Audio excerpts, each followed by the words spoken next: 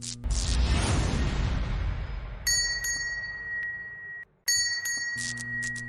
SOLIDWORKS window is packed with powerful tools and elements. As we model, the features we create are saved in the design tree, a crucial part of the interface. The tree itself is part of a larger tab that also includes the Property Manager, Configuration Manager, DIM Expert Manager, and Display Manager, giving you easy access to important controls. On the right side of the SOLIDWORKS window, you'll find the Task pane.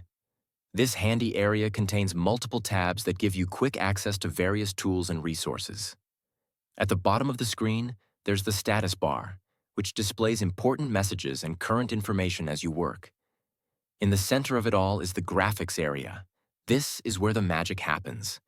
Whether you're working on a 3D model in a part or assembly document or laying out a drawing sheet, everything is displayed here for you to create and refine. In the lower left corner of the graphics area, you'll see the 3D Reference Triad. This is a crucial tool when working in a 3D environment, as it helps you stay oriented by showing positions relative to the coordinate system. Always keep an eye on it to ensure your designs are aligned correctly. At the very top of the screen, you'll find the main Menu Toolbar.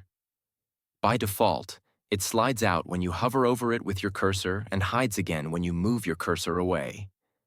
It's a sleek, space-saving feature that keeps your workspace tidy while giving you quick access to essential tools.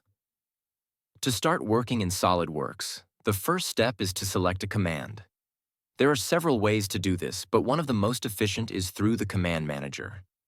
The CommandManager is a versatile toolbar that lets you access various commands, all conveniently organized in one place.